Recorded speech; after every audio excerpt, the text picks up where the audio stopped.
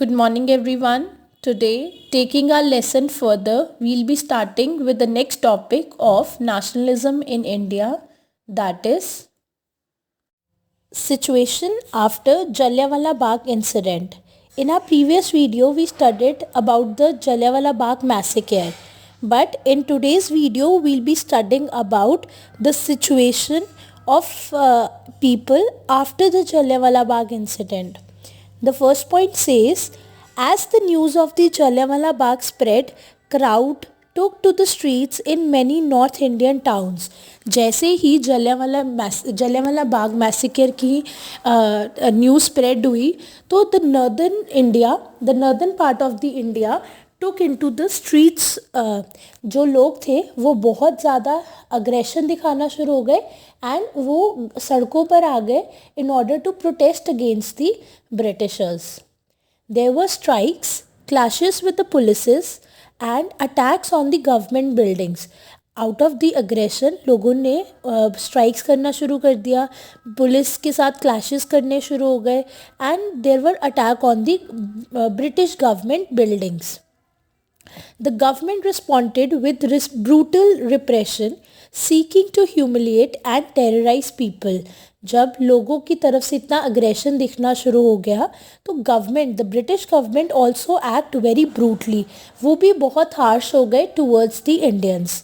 They started humiliating and terrorising people. अब उनको humiliate करना शुरू हो गए, टेरराइज मतलब डराना शुरू हो गए Britishers to the Indians. Satyagrahis were forced to rub their noses on the ground. Satyagrahis को in order to show their impact on Indians, Britishers ने क्या किया, जो सत्याग्रहीज थे, the ones who participated in the Satyagraha movement, उनको force किया to rub their noses on the ground, crawl on the streets and do salam to all the sahibs. People were flogged मतलब उनको Hunter से मारा जाता था and villages were bombed. बहुत सारे विलेजेस ऑफ पंजाब में उन्होंने बॉम्ब गिराए सो दैट लोग डर जाएं और ब्रिटिशर्स के अगेंस्ट प्रोटेस्ट ना करें. Seeking violence spread, Mahatma Gandhi called off the movement. जब गांधी जी ने देखा कि इतनी वायलेंस हो रही है both from the side of the Indians and the Britishers, तो जब उन्होंने इतनी वायलेंस देखी तो as a end result he called off the movement. It was Satyagraha movement that was called off after seeing all the violence spread all around. Further, we'll be discussing about the next movement that was started by Mahatma Gandhi. It was Khilafat Non-Cooperation Movement. Actually, this Satyagrah movement had been a widespread movement, but still it was limited mostly to cities and towns.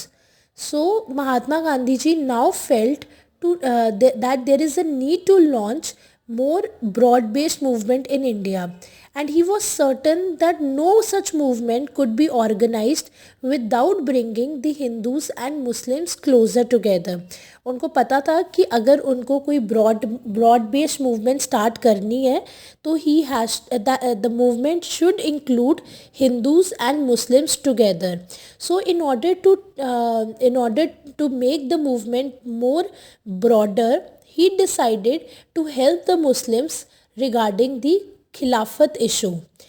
Actually, the First World War had ended with the defeat of Ottoman Turkey, and there were rumors that a harsh treaty was going to be imposed on the Ottoman Emperor, the spiritual head of the Islamic world, the Khalifa. That means कि जो first world war में Ottoman Turkey जो कि एक Islamic world का one of the spiritual head थे, उनकी defeat हुई थी इन the first world war.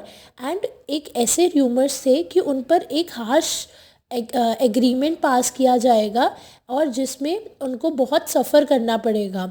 To defend the Khalifa's temporal powers, उनकी पावर्स को बरकरार रखने के लिए खिलाफत कमेटी बनाई गई इन बॉम्बे इन मार्च 1919. A young generation of Muslim leaders like the brothers Muhammad Ali and Shaukat Ali began discussing with Mahatma Gandhi about the possibility of a united mass action on the issue. Gandhi ji ने उनको support किया. जो खिलाफत committee बनाई गई थी Ottoman Turkey के को सपोर्ट करने के लिए ताकि उनकी पावर्स बरकरार रहें, तो उस चीज़ में दो Muslim leaders Mohammad Ali and Shaukat Ali, they were brothers, उन्होंने गांधी जी के हेल्प के साथ फाइट किया सो दैट जो ऑटोमन टर्की है उसकी पावर्स को बचाने के लिए. And in return Gandhi ji ने कहा कि if I am helping the Muslims regarding Khilafat issue, and so in return they have to participate in the non corporation movement. Gandhi ji saw this as an opportunity to bring Muslims under the umbrella of a unified national movement. So because Gandhi ji helped them in the Khilafat issue, so now it was their turn to participate in the non-corporation movement.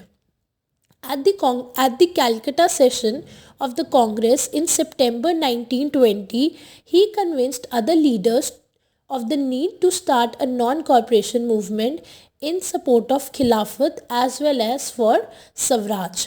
Now Gandhi ji was successful in bringing Muslims and Hindus together in the non-corporation movement. और जो उन्होंने non-corporation movement का agenda रखा, that was in support of Khilafat as well as for the Swaraj.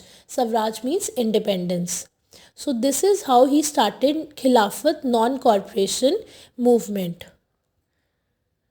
Now we'll study that how non-corporation movement was started. The first point says Gandhi ji proposed that the movement should unfold in stages. That means जो ये movement start होनी थी वो stage wise होनी थी. There were certain steps regarding the start of the movement. It should begin with the surrender of titles that the government awarded and boycott of all civil services, army, police, courts and legislative councils, schools and foreign goods. जो first stage थी उसमें क्या कहा गया, उसमें ये कहा गया कि if the movement is getting started, तो सबसे पहले लोगों को अपने टाइटल्स जो उनको ब्रिटिश गवर्नमेंट से मिले हैं पहले वो सरेंडर करने होंगे. We all know that Britishers used to give titles to the well known Indian citizens of the country. तो वो टाइटल्स सरेंडर करने पड़ेंगे in the first stage of the non corporation movement. And also जो भी British को services provide कर रहे हैं, लाइक सिविल सर्विसेज प्रोवाइड कर रहे हैं, आर्मी प्रोवाइड कर रही हैं, जो इंडियन सिटीजन्स ब्रिटिशर्स के अंडर आर्मी में थे, पुलिस में थे, कोर्ट्स में थे, लेजिस्लेटिव काउंसिल्स में थे, टीचर्स या प्रोफेसर्स जो ब्रिटिश यूनिवर्सिटीज़ या स्कूल्स में पढ़ा रहे थे, या all the Indians who were using foreign goods, इन सभी को क्या करना था, बॉयकॉट करना था. मतलब कोई भी ब्रिटिश के अंडर काम नहीं करेगा एंड ना ही उनके बनाए हुए गुड्स यूज़ करेंगे. ये first stage of non corporation movement में अडॉप्ट किया गया. Then in case the government use repression, उन्होंने कहा कि अगर ये सब करने के कारण, टाइटल सरेंडर करने के कारण या सर्विसेज ना प्रोवाइड करने के कारण ब्रिटिशर्स को अगर ब्रिटिश गवर्नमेंट ने डोमिनेट करने की ज़रूरत की या मतलब दबाने की, इस चीज़ को दबाने की कोशिश की, a full civil disobedience campaign would be launched. तो गांधी जी सेड अगर गवर्नमेंट ने थोड़ा सा भी रिप्रेशन दिखाया तो हम इसके against full civil disobedience campaign करेंगे. Through the summer of 1920, Mahatma Gandhi and Shaukat Ali toured extensively, mobilizing popular support for the movement. 1920 में Mahatma Gandhi and Shaukat Ali, one of the Muslim leaders, he and Gandhi ji went in different parts of India and mobilized people, and they encouraged the people to support for the movement. At the Congress session at Nagpur in December 1920, a compromise was worked out and the non-corporation program was adopted. So, at the Congress session of Nagpur in December 1920, finally the non-corporation program was adopted. The non corporation खिलाफत movement began, adopt किया था दिसंबर 1920 में, but ये start कब हुई? The non corporation खिलाफत movement began इन जनवरी 1921, मतलब 1920 में अडॉप्ट की गई, फाइनलाइज की गई, एंड जो स्टार्ट होने की डेट थी that was January 1921. And in this non-cooperation movement, various social groups participated, each with its own specific aspiration. सभी के thoughts, ideas, meaning of swaraj, सबकी थॉट्स, सबकी मीनिंग ऑफ स्वराज डिफरेंट थे, and all of them responded to the call of swaraj. I hope today's topics are clear to you. Thank you.